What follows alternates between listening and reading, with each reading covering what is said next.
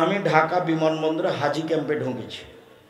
তো একটা লোক হাজিরাকে শিখাচ্ছে, যারা হজ করতে যাবে তাদেরকে শিখাচ্ছে, লাব্বাইক আল্লাহুম্মা লাব্বাইক লাব্বাইক লা শারিকা লাক লাব্বাইক ইন্নাল হামদা ওয়া নি'মাতা লাক ওয়াল মুলক লা শারিকা লাক। আল্লাহ তোমার দরবারে উপস্থিত, আমরা তোমার দরবারে উপস্থিত, প্রশংসা তোমার, অনুগ্রহ তোমার, রাজত্ব তোমার, কোনো শরীক নাই তোমার। লাব্বাইক আল্লাহুম্মা লাব্বাইক লাব্বাইক লা শারিকা লাক লাব্বাইক ইন্নাল হামদা ওয়া নি'মাতা লাক ওয়াল মুলক লা শারিকা লাক। যখন শেষ হলো তখন আমি বলছি, ভাইজান, যখন বিমান জিদ্দায় নামবে তার 10-15 মিনিট পূর্বেই বৈমানিকের পক্ষ থেকে বলা হবে, এহরাম এহরাম এহরাম, আপনারা উমরার এহরাম বাঁধেন, কাপড় চোপড় উপরে বসে থাকবেন। যখন বলবে এহরাম এহরাম, তখন বলবেন, লাব্বাইক উমরাতান, আমি উমরার জন্য উপস্থিত। লাব্বাইক আল্লাহুম্মা লাব্বাইক লাব্বাইক লা শারিকা লাক লাব্বাইক ইন্নাল হামদা ওয়া নি'মাতা লাক ওয়াল মুলক লা শারিকা লাক। যতক্ষণ পর্যন্ত উমরা শেষ না হচ্ছে ততক্ষণ পর্যন্ত চলবে। তাহলে শুরু হলো কখন? জিদ্দায় বিমানটা নামার 15 মিনিট পূর্বে, 12 মিনিট পূর্বে। তা আপনি যে এখানে লাব্বাইক বলে দিচ্ছেন হুজুর, তখন বলছে যে বাড়ি থেকে বলল হবে। তখন উত্তরে কি বলল? বাড়ি থেকে বলল হবে। এখন আপনি কি বলবেন? আপনি এখন বলবেন, আল্লাহর নবী কি তাহলে ছাই করতে আসলেন? কি করতে আসলেন আল্লাহ নবী? তোমারটাই যদি চলে তো আল্লাহ নবী কি করবেন? আল্লাহর নবী যে বললেন এলামলাম, আর তুমি বলছো বাড়ি, এরই নাম বেদাত। কথা বুঝতে পারেননি? উনি কি বলছেন? বাড়ি বলছেন। আর আল্লাহর নবী ভারত, বাংলাদেশ, পাকিস্তান, এমানের জন্য কোন জায়গা বললেন? এলামলাম। কোন জায়গা বললেন? এলামলাম। এলামলামের উপর দিয়ে বিমানটা যাবে, যখন জিদ্দায় বিমানটা নামবে তার 12 থেকে 15 মিনিট পূর্বে, 92 কিলোমিটার দূরে এলামলাম। আর হুজুর বলছেন কোথায়? বাড়ি। এরই নাম বিদআত। নবী বলছিলেন একটা, আপনি বলছেন আর একটা। নবী বলছেন একটা, আপনি বলছেন আর একটা। আসসালামু আলাইকুম। হাত দুটি পৃথক করেন, সব পাপ ক্ষমা। তা আমি এতে গেলাম ব্যাংকে, তো ম্যানেজারের সামনে চেয়ারগুলি নাই। তো সালাম দিয়ে ঢুকে বলছে, ভাই আপনার চেয়ারগুলো কোথায় রেখেছেন? আরে আর বলেন না ভাই, যেন খালি মুসাফা করতে আসে মানুষ, সেই জন্য এটা সরিয়ে দিয়েছি। তখন আমি বলছি, দেখেন আল্লাহর নবী বলেছেন, এদিকে দেখেন আল্লাহর নবী বলছেন এ এ এ এ এ আসসালামু আলাইকুম, পৃথক হোক, সব পাপ ক্ষমা, হাদিস সহি।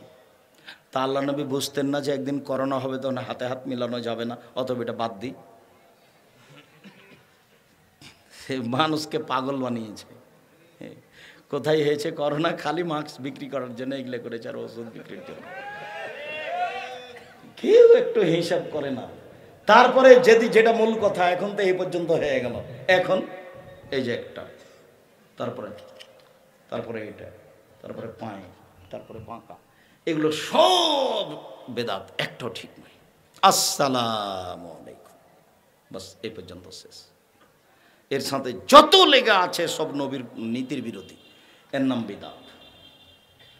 শুনেন, লোকটা মারা যায়, পাশে বলতে হবে লা ইলাহা ইল্লাল্লাহ, সূরা ইয়াসিন পড়া যাবে না। লোকটা মারা গেছে, চাদর দিয়ে ঢেকে দিতে হবে, কোরআন তেলাওয়াত চলবে না। লোকটাকে ওযু দিয়ে গোসল দিতে হবে, দাঁড় করিয়ে পেট চেপে পেশাব বের করা হারাম, পায়খানা বের করা হারাম, নখে কিছু দেওয়া হারাম, নখ কাটা হারাম, পরিষ্কার পরিচ্ছন্ন হারাম, শ্বাস বন্ধ হয়ে গেছে, সব বন্ধ। তার সাথে আর কোনো শরীয়ত চলবে না। শ্বাস যখন ছিল তখন সবটাই ছিল। নখ কাটো, মোচ কাটো, পরিষ্কার করো, সব কিছু করো। শ্বাস বন্ধ হয়ে গেছে, সব বন্ধ। কি করতে হবে? ওযু দাও, গোসল দাও, শেষ করো। গোসল দেওয়ার সময়তে গোলাপ জল পানি ঢেলে দিতে পারেন। যত এখানে বিদআত জড়িয়ে আছে, শিরক জড়িয়ে আছে, সবই হারাম। মরার সাথে সাথে লোকটাকে কেবলামুখী করে দিতে হবে, এটাও বিদআত। তারপরে 3 বার গোসল দিবেন, ঝকঝকে পরিষ্কার করে 3 বার পরিষ্কার করবেন। স্বামীকে গোসল দিবে স্ত্রী, স্ত্রীকে গোসল দিবে স্বামী, নইলে মহিলাকে গোসল দিবে মহিলা, পুরুষকে গোসল দিবে পুরুষ, এ হলো বিধান। গোসল দেওয়ার পরে 3টা কাপড় জমা করে একই সমান, 5টা নয়, লাশকে উপরে রেখে দিয়ে ডান দিক থেকে কাপড় উঠিয়ে বাম দিক থেকে কাপড় উঠিয়ে জানাজা দেন। জানাজার পূর্বে কোনো বক্তব্য চলবে না, চেয়ারম্যান মেম্বার ইমাম মন্ত্রী সব বক্তব্য বিধান। শুধুমাত্র চলবে কোনো লেনদেন আছে কি, ঋণ কর্য থাকলে পরিশোধ, তাছাড়া কিছু নয়। এবার লাশটাকে নিয়ে যান, মাথা আগে না পা আগে কোনো হিসাব করা যাবে না, মানুষকেও আগে যেতে পাবে না এমন হিসাব করা যাবে না। কবর পর্যন্ত নিয়ে যেতে কাঁধ পরিবর্তন করতে হবে, এটা বিধাত। প্রয়োজনে কাঁধ 10 বার পরিবর্তন করো, 3 বার করতে হবে, এটা করা যাবে না। ওখানে কেউ বসতে পাবে না আগে লাশ না রাখার পূর্ব পর্যন্ত, এটাও বিধাত। এবার লাশটাকে কবরে রাখার সময়তে সবাই মিলে চিল্লিয়ে দোয়া পড়ছেন না, যদি বুঝতে পারে রাখছে তাহলে বলবে বিসমিল্লাহি ওয়া আলা মিল্লাতি রাসূলিল্লাহি সাল্লাল্লাহু আলাইহি সাল্লাম। পুরো লাশটাকে সাইডে লাগিয়ে কাত করে দিতে হবে, একবারে কাত করে দিতে হবে। এরপরে মাটি দিতে হবে। অনেক মানুষ ডালিতে করে সবাইকে ছয়ানো হয়েছে, একবারে নগদ বেদাত। যারা দিয়েছে বাস, যারা দিতে পারেনি সবাই নেকি পাবে, উঁচা হয়ে গেছে থাক। এবার সবাই মিলে হাত তুলে দোয়া করা যাবে না, যে যখন যাবে সে তখন একাই গিয়ে হাত তুলে দোয়া করবে। তারপর বলা যাবে না বলেন আমার প্রতিপালক আল্লাহ, বলেন যে আমার নবী মোহাম্মদ, এরকম কিছু করা যাবে না। ওখানে খেজুরের ডাল পুঁতে দেওয়া যাবে না, ওখানে কোনো মানুষ দিয়ে কোরআন তেলাওয়াত করে কবরে নেকি বক্সানো যাবে না। 2টা পথ, মুখে দোয়া এবং দান, তার নামে দান, এই 2টা পথ। সম্মানিত দিনী ভাই বোন, বিষয়গুলি সময় অন্যদিন বিস্তারিত আলোচনা করা হবে। আজকে এই পর্যন্ত বলে আপনাকে আমি বই পুস্তকগুলি স্টেজে কি আছে, বই পুস্তকগুলি নিয়ে আসা হয়েছে। আমি আপনার জন্যই এসেছি বই পুস্তক।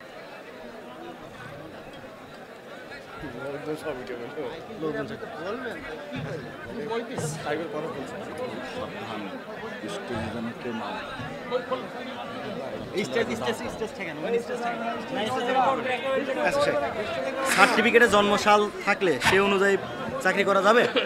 সার্টিফিকেটে জন্মসাল কমানো থাকলে, সার্টিফিকেটে জন্মসাল কমানো থাকলে চাকরি করা জায়েজ হবে না, প্রতারণা হবে। বেতের নামাজ 1 রেকাত পড়া যাবে কি? 1 রেকাতের হাদিস সংখ্যা অনেক বেশি, 3 রেকাত সহি হাদিস, 5 রেকাত সহি হাদিস, তবে 1 রাকাতের হাদিসের সংখ্যা অনেক বেশি। পর্দার বিধান মানতে গিয়ে, আসসালামু আলাইকুম শায়েখ, পর্দার বিধান মানতে গিয়ে যদি পরিবার থেকে আলাদা হতে হয় তাহলে আলাদা হব নাকি সবাই একসাথে থাকবো? আলাদা হবেন, একসাথে থাকা হবে না, যা হবে হবে আল্লাহ ভরসা। আমাদের সমাজে অনেকে মনে করেন কোন সন্তান তার পিতা মাতাকে যদি হাত দিয়ে কোনো খাদ্যদ্রব্য মুখে তুলে খাওয়ায় তাহলে সেই পিতা বা মাতা সেই সন্তানের হাতে পানি মৃত্যুর সময় পায় না। এগুলো এটারই আমি শিরক। এই যে ছেলে ওই সময়তে মরণের সময়তে পানি পাবে না, এটাই শিরক। স্ত্রী যদি স্বামীর নাম ধরে তাহলে স্বামীকে খেয়ে নেবে, তার মানে স্বামী মারা যাবে, এটাও শিরক। সম্মিলিত মোনাজাত করা যাবে কিনা? জি না, সম্মিলিত মোনাজাত বিদআত। 32টা 36টা সহিহ হাদিস আছে হাত তুলে দোয়া করে শুধু বুখারীতে। আর আইনে রাসূল সাল্লাল্লাহু আলাইহি ওয়াসাল্লাম দোয়া অধ্যায়ে 35টা সিরিয়াল দেওয়া আছে হাত তুলে দোয়া করার হাদিস। হাত তুলে দোয়া করা একটা গুরুত্বপূর্ণ ইবাদত, এটা ব্যক্তিগত ব্যাপার। শুধুমাত্র পানি চাইতে গিয়ে সবাই মিলে, বাকি সব জায়গায় একাই যখন ইচ্ছা। শেখ জুয়া সম্পর্কে, শেখ আমি জুয়া সম্পর্কে, জুয়া তো মহাপাপ। সেদিন তো বলেছি জুয়ায় একটা এমন খেলা যে খেলেনি কেউ যদি বলে যে আসো খেলি, তাহলে 10 জন ফকিরকে 100 কেজি করে চাউল দিতে হবে। জুয়া মহাপাপ। প্রত্যেক যেই খেলাতে টাকার হার জিত আছে সেটাই জুয়া। জুয়া কোনো নির্ধারিত খেলার নাম নয়, যেটাই টাকার হার জিত আছে সেটাই জুয়া। হযরত মুহাম্মদ সাল্লাল্লাহু আলাইহি ওয়াসাল্লামের বায়াত করার পদ্ধতি কেমন ছিল? হযরত মুহাম্মদ সাল্লাল্লাহু আলাইহি ওয়াসাল্লামের বায়াত করার পদ্ধতিটা কেমন ছিল? পুরুষের সাথে তিনি এইভাবে হাতের তালু হাত মিলিয়ে বায়াত করতেন, মহিলার সাথে নয়। এক এক তরিকায় এক এক এক এক জিকির, কোরআন সুন্নাহ মতে জিকির করার পদ্ধতি কি? সুবহানাল্লাহ, আলহামদুলিল্লাহ, আল্লাহু আকবার, লা ইলাহা ইল্লাল্লাহ, সুবহানাল্লাহ, আলহামদুলিল্লাহ, ওয়া লা ইলাহা ইল্লাল্লাহ, আল্লাহু আকবার, লা ইলাহা ইল্লাল্লাহু ওয়াহদাহু লা শারীকা লাহু, লাহুল মুলকু ওয়া লাহুল হামদু ওয়া হুয়া আলা কুল্লি শাইইন কাদির। এগুলো সব জিকির, সব জিকির হবে চুপে চুপে। আল্লাহ আল্লাহ নামে জিকির নাই, হু হু নামে জিকির নাই, ইল্লাল্লাহ নামে জিকির নাই, লা ইলাহা নামে জিকির নাই, হতে হবে লা ইলাহা ইল্লাল্লাহ। এছাড়া আর কোনো জিকির চলবে না। পান তামাক খাওয়া তো হারাম, ঠিক আছে? চাষ করা কি পান যায় যাবে? তামাক খাওয়া হারাম, তা চাষ করা যায়? চাষও হারাম। আমাদের এলাকায় অনেক চাষ হয় তো। পান হারাম নয়, পান চাষ করতে পারো, কাউকে তামাক চাষ হারাম। কাউকে ছোট করে কথা বলা বা কাউকে ছোট করে কথা বলা বা তুচ্ছ তাচ্ছিল্য করা, ভিন্ন নামে ডাকা, বিভিন্নভাবে কষ্ট দেওয়া সম্পর্কে ইসলাম কি বলে? সব হারাম। এগুলো একটা জায়েজ নয়। রোগ মুক্তির আশায় বর্তমান সময়ে অনেক রোগ মুক্তির আশায় বর্তমান সময়ে অনেকে কবিরাজের কাছে যায় এবং তাবিজ সহ নানাবিধি ঔষধ নিয়ে থাকে। এগুলো সবই শিরক। কবিরাজের কাছে যাবেন না, কি যে বলবে হাততালি দিয়ে আল্লাহ ভালো জানে। ডাক্তারের কাছে যান, নাহলে এমনি আল্লাহ ভরসা থেকে যান, আল্লাহ মাফ করে দিবেন। হুজুর আমার প্রশ্ন হচ্ছে, হুজুর আমার প্রশ্ন হচ্ছে, মেয়েদের সঠিক পর্দার বিধান সম্পর্কে ইসলাম কি বলে? মেয়েদের সঠিক পর্দা হলো হাতের কবজি পর্যন্ত এবং মুখমণ্ডল প্রয়োজনে খুলতে পারে, পায়ে পা মোজা পরে বাড়ি থেকে বের হতে হবে, হাতে হাত মোজা পরে বাড়ি থেকে বের হতে হবে। আপনার মাদ্রাসা আমি সৌদি আরব থাকতাম। আচ্ছা আচ্ছা, জাযাকুমুল্লাহ খাইর, বারাকাল্লাহ, জাযাকুমুল্লাহ। ওই প্রশ্নটা হয়েছে। তো মহিলারা যে বোরকা পরছে, যাতে একটু চোখ দেখা যাচ্ছে, এটা ভালো আছে, খারাপ নয়।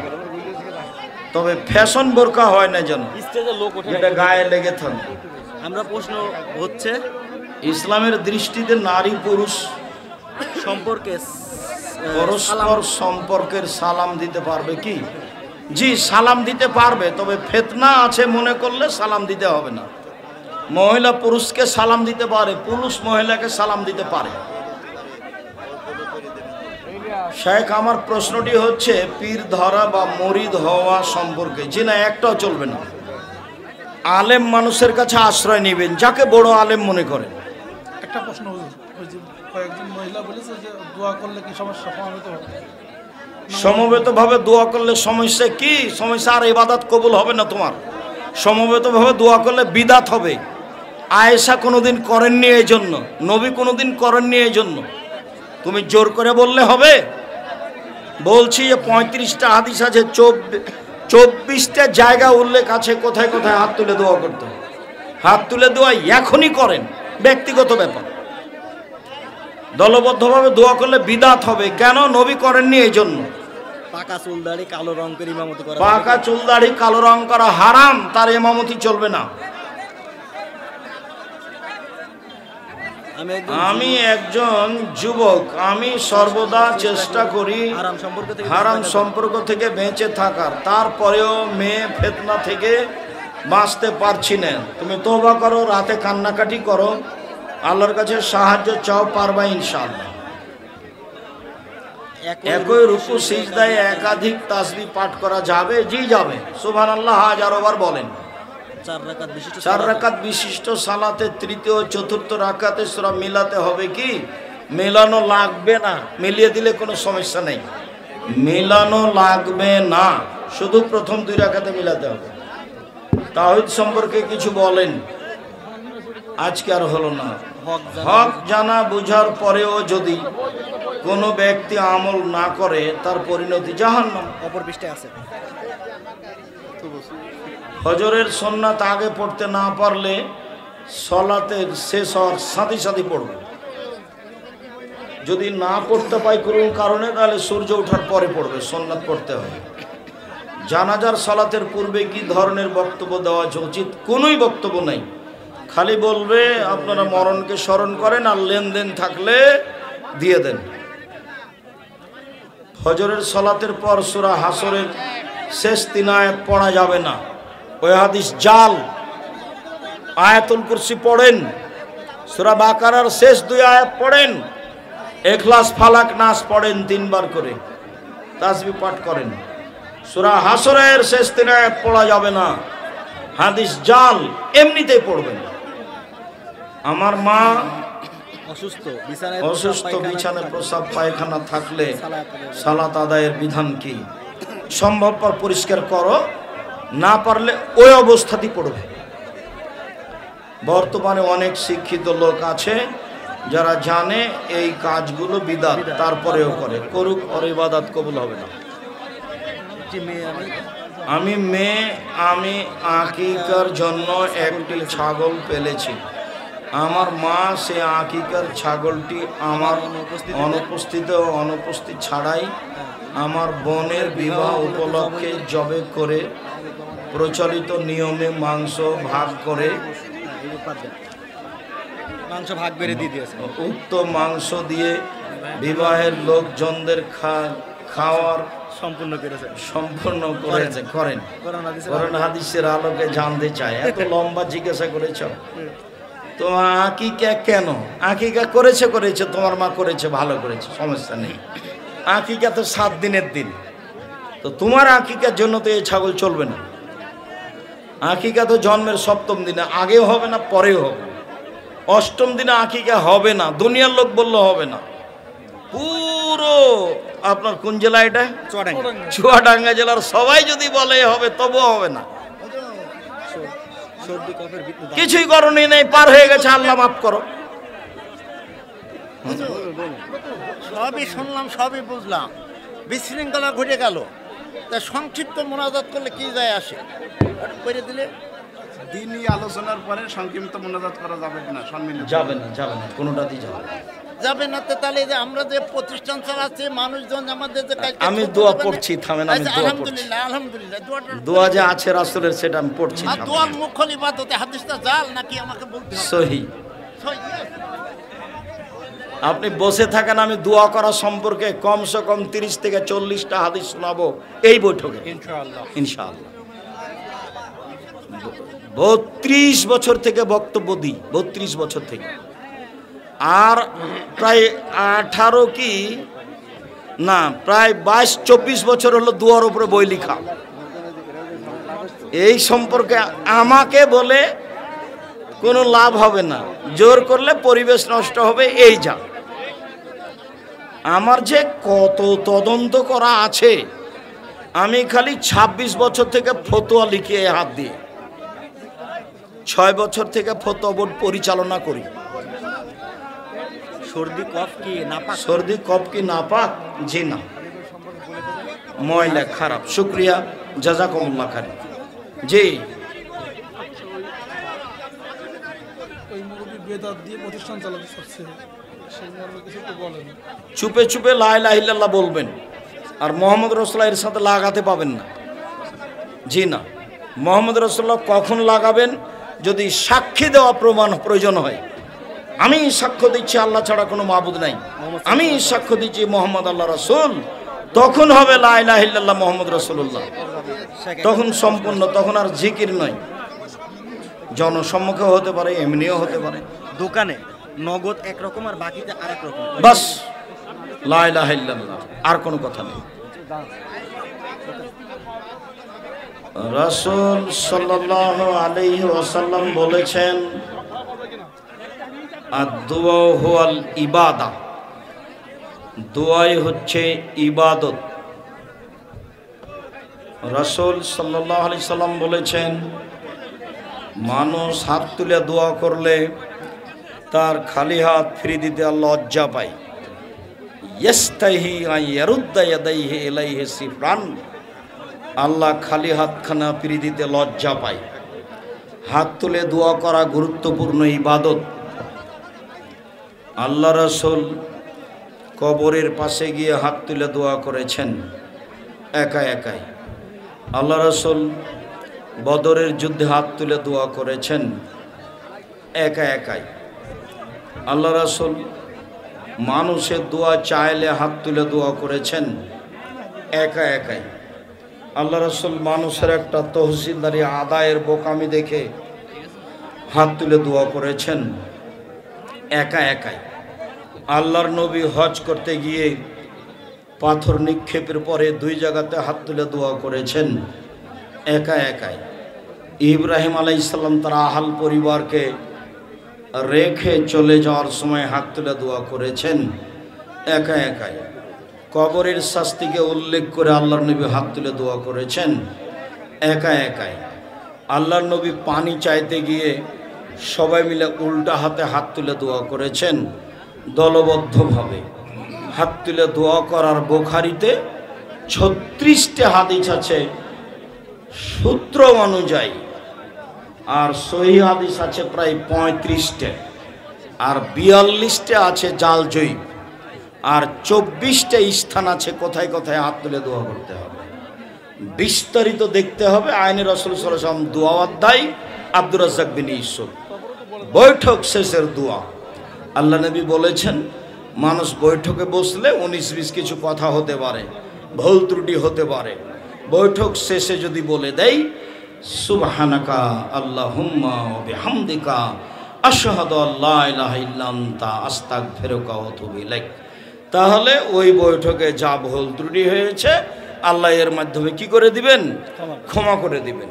তখন লেখকেরা লিখছেন কাফফারাত মাজলিস, দোয়া কাফফারা মাজলিস, মজলিসের কাফফারার দোয়া। মজলিসে বসেছি, কখন কোন কথা হলো, যদি ভুল ত্রুটি হয় এর কাফফারা হলো সুবহানাকা আল্লাহুম্মা ওয়া বিহামদিকা আশহাদু আল্লা ইলাহা ইল্লা আনতা আস্তাগফিরুকা ওয়া আতুবু ইলাইক। আজকেও চুয়াডাঙ্গা জেলার জ্ঞানীগুণী শিক্ষিত মানুষ সবাই আছেন, মন খারাপ করবেন না। আমি খুব তদন্ত করে বলছি, না যদি মানা লাগে সেটা আপনি মানিয়েন না, কিন্তু পরিবেশ নষ্ট করার প্রয়োজন নাই। আমি কাউকে নিয়ে কারোর বিরুদ্ধে কথা বলা পছন্দ করি না। আমি রাসূল সাল্লাল্লাহু আলাইহি ওয়াসাল্লামের পদ্ধতিতে বৈঠক শেষ করছি।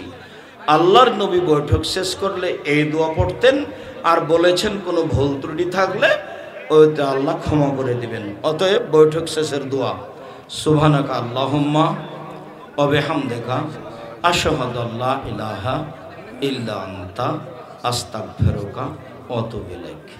রাসূল সাল্লাল্লাহু আলাইহি ওয়াসাল্লাম এই দোয়াটা পড়ে বৈঠক শেষ করতেন।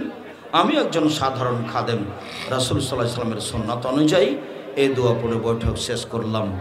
আসসালামু আলাইকুম ওয়া রাহমাতুল্লাহ।